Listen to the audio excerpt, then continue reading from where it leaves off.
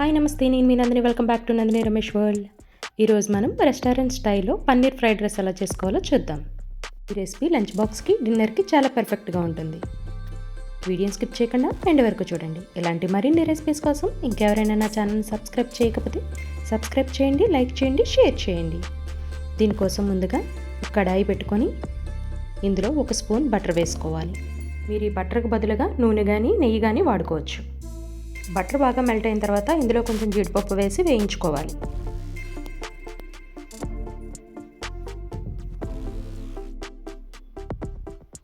ఇలా వేగిన జీడిపప్పుని ఒక ప్లేట్లోకి తీసుకుందాం. ఇప్పుడు ఇదే కడాయిలో 200 గ్రామ్స్ పన్నీర్ తీసుకొని క్యూబ్ షేప్లో కట్ చేసుకొని వేసుకోవాలి. ఇవి కొంచెం లైట్గా గోల్డెన్ కలర్ వచ్చేంత వరకు వీటిని ఇలా వేయించుకోవాలి.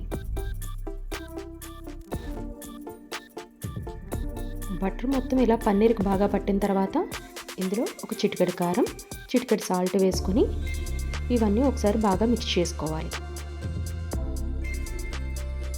ఇప్పుడు వీటిని తీసి ఒక ప్లేట్లో పెట్టుకోవాలి. ఇప్పుడు ఇదే కడాయిలో 2 స్పూన్స్ ఆయిల్ వేసుకోవాలి. ఆయిల్ బాగా వేడెక్కిన తర్వాత పచ్చిమిర్చి చిన్న పీసెస్ కింద కట్ చేసి వేసుకోవాలి. ఇవి కొంచెం లైట్గా వేయించుకోవాలి. ఇప్పుడు ఇందులో 2 మీడియం సైజ్ క్యారెట్స్, అలాగే 4 మీడియం సైజ్ క్యాప్సికమ్ కూడా వేసుకోవాలి. ఇవన్నీ కూడా బాగా వేయించుకోవాలి.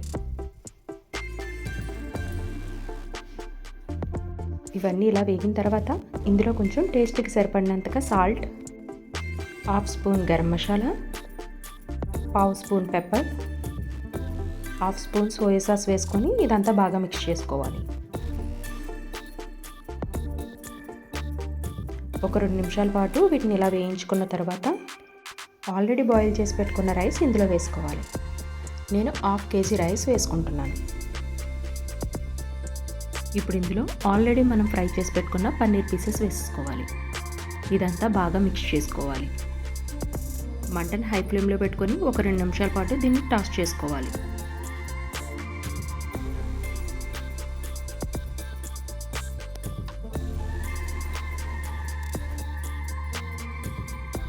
చివరిలో మనం ఆల్రెడీ ఫ్రై చేసి పెట్టుకున్న జీడిపప్పు కూడా వేసుకొని గార్నిష్ కోసం కొంచెం కొత్తిమీర కూడా వేసుకొని ఇదంతా బాగా కలుపుకోవాలి. మనకి ఎంతో టేస్టీ అయిన పన్నీర్ ఫ్రైడ్ రైస్ రెడీ అయిపోయింది. ఈ రెసిపీ మీరు కూడా ట్రై చేసి ఎలా వచ్చిందన్నది కామెంట్ చేయండి. ఇలాంటి మరిన్ని రెసిపీస్ కోసం మరి కొంతమందికి షేర్ చేయండి.